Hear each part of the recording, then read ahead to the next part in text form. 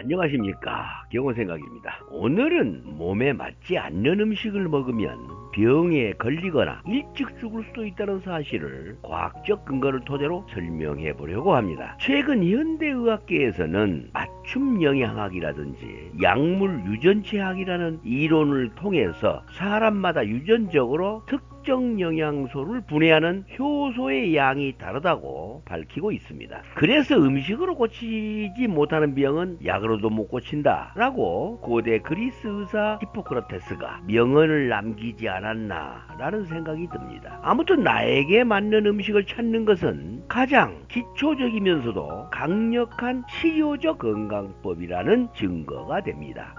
그런데 한의학에서는 이미 체질과 음식궁합이라는 이론을 정립하였고, 이것을 환자를 치료하는데 그동안 오래도록 활용하여 왔습니다. 그래서 음식은 약이 되기도 하고 독이 되기도 한다 라고 했죠. 음식이 독이 된다는 것은 청산가리처럼 즉각적인 치사량을 의미하는 것이 아니고, 장기적으로 섭취했을 때 내 몸의 자생력이 무너뜨려지고 질병의 원인이 된다 라는 그런 뜻입니다.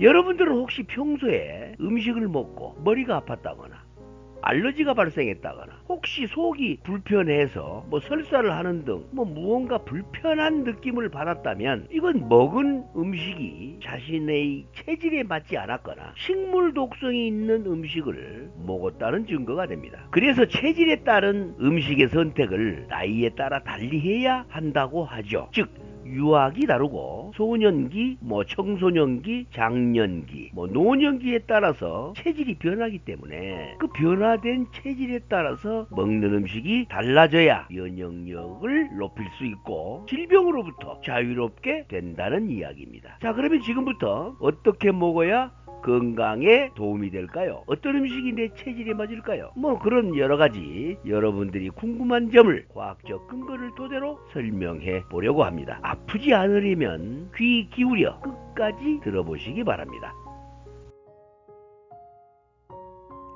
방금 전에 현대의학에서는 맞춤 영양학이나 약물 유전체학을 통해 사람마다 유전적으로 특정 영양소를 분해하는 효소가 있는데 분비되는 양이 각각 다르다고 했죠. 이것을 한의학의 체질론에서 본다면 양체질에 맞는 음식과 음체질에 맞는 음식이 다르기 때문에 체질에 따라 음식을 달리 먹으라고 한 것과 일맥상통한 논리입니다. 결국 사람은 체질에 따라 먹는 음식이 달라져야 한다는 것이지요. 그 중에서도 가장 기본적인 것을 이야기해 보자면, 사람에 따라 육식이 맞는 음식인지 채식이 맞는 음식인지가 사람에 따라 다를 수 있다는 이야기가 됩니다. 그런데 의사들이 채식이 건강에 좋다, 육식은 건강에 나쁘다 라는 그런 엉터리 같은 소리들을 지금까지 많이 들어오셨죠. 그런데 정답은요, 체질에 따라 다르다입니다. 그러면 시청자 여러분 자신이 육식 체질인지 채식 체질인지 혹시 알고 계십니까? 모르시는 분이 대부분이겠죠. 불행하게도 우리 모두는 체질에 무관하게 아무 음식이나 먹고 삽니다. 그래서 이런저런 질병에 시달리고 살고 있죠. 그러면서 아무 음식이나 먹고 또 건강해지겠다고 또 아무 음식이나 먹게 됩니다. 그러면 지금부터라도 육식이 좋을까 채식이 좋을까 라도 한 번쯤 생각해보고 음식을 선택한다면 그동안 무언가 몸이 불편했던 여러 증상들이 자신도 모르게 몸에 맞는 음식을 먹으면 사라지는 것을 느낄 수가 있습니다. 자, 그러면 지금부터 체질과 음식궁합이라는 이야기가 사실인지 또 아닌지 또 과학적 근거는 있는지를 한번 알아보기로 하겠습니다. 여기서 잠깐 그동안 구독을 하지 않고 시청하시는 분께서는 구독을 눌러주시면 제가 강의하는데 큰 힘이 되겠습니다. 좋아요도 함께 눌러주시면 더욱더 고맙겠죠. 자, 그러면 먼저 우리가 먹을 수 있는 식품은 무엇이 있을까요? 그렇습니다. 우리가 먹을 수 있는 식품은 오로지 동물성 식품과 식물성 식품 두 종류밖에 없습니다. 그런데 이 두 종류 식품에는 우리가 알아야 할 중요한 사실 하나가 있는데요. 즉 동물성 식품의 세포와 식물성 식품의 세포 구조가 서로 확연히 다르다는 사실입니다. 그래서 그 세포 구조가 다르기 때문에 육식동물과 채식동물 그리고 잡식동물로 나누게 되고 소화기관과 분비되는 소화효소가 각각 달라서 육식동물은 채식을 하면 탈이 나고 채식동물은 육식을 하면 탈이 납니다. 그렇다면 인간은 어떤 식품이 더 좋을까요? 인간은 잡식성이니까 둘 다 먹으면 더 좋을 것으로 생각이 되시죠? 그러나 그렇지 않습니다. 왜냐고요? 자, 그러면 지금부터 설명에 들어갑니다. 잘 들어보시기 바랍니다. 자, 여기 세포 그림이 보이시죠? 동물성 그 세포와 식물성 세포에 대한 그 구조와 성분들을 형상화해 놓은 것입니다. 어떻습니까? 동물성 세포와 식물성 세포의 구조가 확연히 다르죠. 결정적인 차이는 세포를 둘러싸고 있는 물질이 무엇이냐입니다. 여기 보시면 동물의 세포는 부드러운 인지질로 감싸고 있는 반면에 식물의 세포는 셀룰로즈나 리그닌 같은 매우 질기고 단단한 다당류로 감싸고 있습니다. 그래서 세포막은 아메바처럼 이렇게 부드럽게 보이고 세포벽은 벽돌처럼 이렇게 딱딱하게 보이죠. 그런데 세포막과 세포벽은 사람이 먹었을 때 소화되는 방식과 흡수율에서 큰 차이가 있습니다.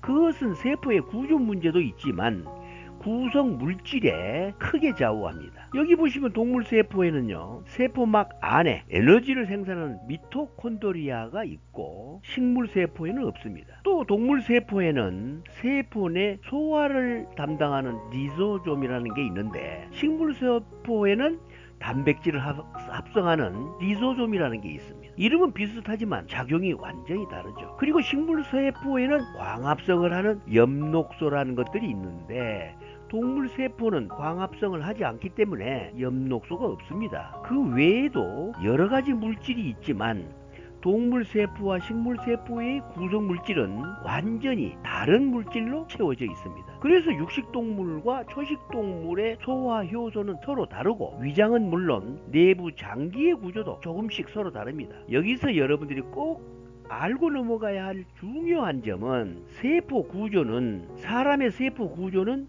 육식 동물의 세포 구조와 동일하다는 점입니다. 즉 인간과 육식동물의 세포는 세포막으로 둘러싸여 있고 세포 구성 물질도 동일하기 때문에 우리가 고기를 먹으면 위에서 펩신이나 또 췌장에서 트립신 같은 효소가 나와서 단백질을 아미노산 단위로 분쇄하고 또 적절한 효소에 의해서 단백질과 지방을 쉽게 분해해내기 때문에 소화 흡수가 잘 되는 궁합이 맞는 식품이 되겠습니다. 그러나 식물성 식품에는요, 셀룰로즈와 리그닌 같은 매우 질기고 단단한 그 다당류로 된 세포벽이 이렇게 감싸고 있기 때문에 육식 동물과 사람은 아무리 씹어도 세포 벽을 완전히 분쇄하지 못한다고 합니다. 즉 식물 세포벽의 주성분인 셀룰로즈를 분해하는 효소인 셀룰라제가 없기 때문에 세포벽을 허물어서 이 소화 흡수가 되게 하려면 불로 가열하거나 발효시켜서 흡수가 가능한 상태로 만든 후에 먹어야 한다고 합니다. 그렇다면 여러분들이 생채소, 생곡물, 생과일을 먹으면 어떻게 될까요? 그렇습니다. 성분표상에는 영양 성분이 굉장히 높은데도 불구하고 우리가 먹으면 충분히 소화 흡수가 되지 않고 모두 배설돼 버린답니다. 그렇다면 여러분들이 생채소, 생곡물, 생과일을 먹으면 어떻게 될까요? 그렇습니다. 잘못된 채식은 사람의 세포의 스트레스와 면역 교란의 원인이 되기도 합니다. 이러한 면역 교란으로 질병과 암의 원인이 되는 것이죠. 여기서 체질과 음식궁합이라는 말이 생겨난 것입니다. 여기서 한 가지 더 세포에 대한 이야기를 해본다면 생물학적으로 인간의 세포 구조는 100만 년 전이나 지금이나 동물 세포와 동일하기 때문에 인간의 세포 구조에는 식물처럼 세포벽이나 광합성을 하는 엽록체가 없습니다. 오로지 세포막으로 구성되어 있는 부드러운 구조이기 때문에 육식동물인 사자나 호랑이와 근본적으로 동일합니다. 영양학적 면에서도 인간의 몸은 동물의 세포를 가장 자기 자신과 유사한 형태로 인식하기 때문에 동물의 고기나 지방을 분해해서 흡수하는 효율이 압도적으로 높습니다. 그래서 식물성 단백질보다는 동물성 단백질의 생체 이용률이 높다고 하는 것은 바로 이 세포 구조의 동일성 때문이라고 합니다. 그런데 현대인들은 거의 잡식성 습관을 가지고 있죠. 여기서부터 인간의 원죄가 시작됩니다. 현대인들이 겪는 대부분의 질병은 세포 구조가 맞지 않는 식품을 섭취하기 때문이라는 것이 숨겨진 진실입니다. 인간이 병에 잘 걸리는 체질로 바뀐 이유에 대한 강의는 다음에 하기로 하고, 결정적으로 오늘 한 가지만 말씀드려 본다면, 인간의 세포는 육식을 원하고 있는데 입은 탄수화물을 집어넣어주고 있기 때문에 우리의 세포가 거부 반응으로 각종 염증과 질병을 일으키게 된다는 것입니다. 그래서 음식을 잘못 먹으면 몸에 탈이 나고 결국은 병으로 발전하게 되는 것이죠. 아무튼 내가 먹은 음식이 내 몸을 만든다는 사실을 명심해야겠습니다. 그러면 오늘날의 현대인들은 대부분 잡식성 동물로 분류하고 있는데요. 원래는 육식동물이었는데 잡식으로 바뀌었다고 이미 말씀드렸습니다. 그런데 이제 잡식으로 바뀐 이유가 궁금하시죠? 인간은 세포 구조가 육식동물과 동일해서 주식이 동물성 식품이었습니다. 그런데 기근과 환경 변화에 살아남기 위해서 사냥을 못하면 무엇인가는 먹어야 했습니다. 그래서 불과 도구를 사용하게 된 이후로 원래는 소화할 수 없는 식물까지도 먹게 된 그런 고도로 진화된 잡식동물이 된 것입니다. 즉 잡식은 인간의 원형이라고 보다는 생존을 위한 최선의 선택이었다는 것이 과학적 논리입니다. 이렇게 잡식화된 이후부터 인간은 각종 질병과 수명이 단축되는 원인이 되었고, 현대인들에게는 대사성 질환인 당뇨, 고혈압, 고지혈증 등에 시달리게 되었고, 심하면 암과 치매를 비롯한 희귀질환에 시달리는 현실이 되었다고 합니다. 그런데 현재에도 지구상에는 척박한 자연환경 때문에 농경이 불가능해서 수천 년 동안 채소를 거의 섭취하지 않고 오로지 동물성 지방과 동물성 단백질에만 의존해서 살아가는 종족들이 있습니다. 예를 들어서 북극에 사는 이누이트족이라든지 시베리아에 사는 네레치인, 동아프리카의 마사이족, 몽골에서 전통 방식대로 살아가는 일부 유목민들이 있습니다. 이들에게는 현대인들이 겪는 대부분의 질병이 거의 없다고 합니다. 다만 이들에게 현재의 식단으로 먹게 하면 재앙에 가까운 질병을 앓게 된다고 합니다. 한 가지 예로 이들 자연인들은 이에 충치가 없고 심장질환도 없다고 합니다. 이러한 현상을 한의학에서는 장부허실에 따른 체질적 편중으로 설명하기도 하는데요.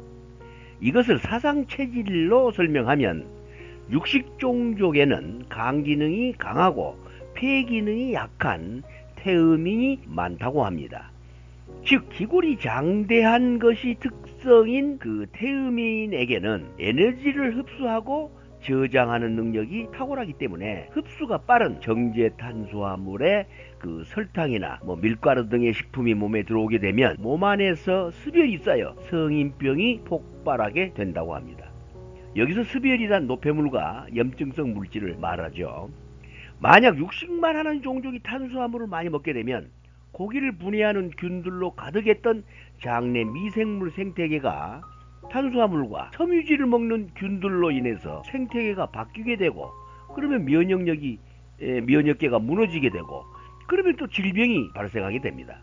즉 육식 종족에게 고기는 약이었는데 식물성 식품에 의한 탄수화물은 그들의 유전적 방어 체계를 무너뜨리는 가장 무서운 도구로 작용하게 됩니다. 따라서 인간은 육식에 최적화된 세포를 가졌기 때문에 동물성 식품을 최우선으로 선택하는 것이 체질에 맞는 음식이 되겠고, 만약 식물성 식품을 꼭 먹어야 한다면 필히 가열 조리하거나 독성을 제거해서 그 식물성 식품이 고유하게 가지고 있는 세포벽 을 해체해서 소화흡수가 잘 되게 한 후 먹어야 면역 체계를 무너뜨리지 않는 최선의 방법이 될 것이라고 생각합니다.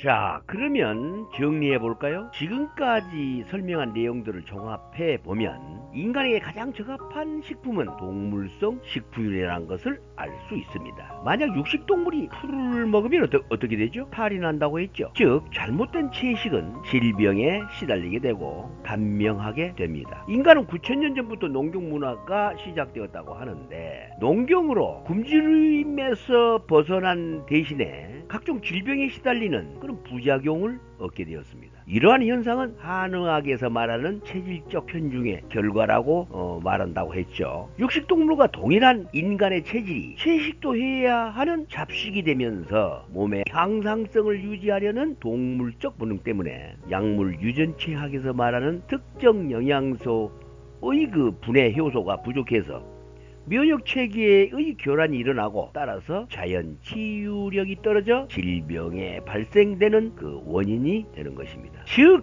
자연계의 모든 생명체는 이미 체질의학의 원리에 따라 살아가고 있다고 보아야 합니다. 그래서 자세히 살펴보면 육식동물이 먹이 활동을 할 때도 단순히 눈앞의 고기를 먹는 것이 아니고 자신의 생리적 상태와 나이에 따라서 사냥감의 종류나 먹는 부위가 다르다는 것을 알 수 있습니다. 초식동물의 경우를 보면 육식동물보다 훨씬 더 정교하게 먹이 활동을 한다고 합니다. 먹는 풀의 선택이 약초를 고르는 수준이라고 하죠. 이를 생태학에서는 영양학적 지혜라고 부른다고 합니다. 모든 생물은 생명 유지를 위해서는 자신의 생리적 상태와 체질에 맞는 음식을 고르고 섭취해서 건강을 유지합니다. 이렇게 체질에 맞는 먹이 활동을 함으로써 음식이 약이 돼서 면역력을 높이고 항상성을 유지하게 되는 거죠. 그래서 특히 허약한 체질로 태어났거나 병으로 치료 중인 사람이라고 한다면 더욱더 체질에 맞는 음식을 선택해서 먹어야겠죠. 그러려면 내가 먹을 음식이 동물성 식품인지 식물성 식품인지, 또 더 나아가서 열성 식품인지 냉성식품인지 정도는 알고 가려서 먹는다면 건강을 회복하는데 크게 도움이 되지 않겠습니까? 아무튼 잘못된 음식은 몸 안에서 독소로 변하고 여러가지 질병을 일으킵니다. 특히 사람에게는 동물성 식품이 아니면 모두 이물질로 우리 몸은 인식하기 때문에 잡식할 경우나 또는 채식할 경우에는 최대한 거부감이 없도록 독성도 제거하고 인체 부작용이 없이 조리한 그런 음식을 꼭 먹도록 해야 합니다. 음식이 약이 되게 하지는 못해도 독이 되게 하지는 않아야 하겠죠? 명심할 일입니다. 그러면 오늘 강의는 여기서 마치겠습니다. 궁금한 점은 댓글로 남겨주시면 답변해 드리겠습니다. 감사합니다.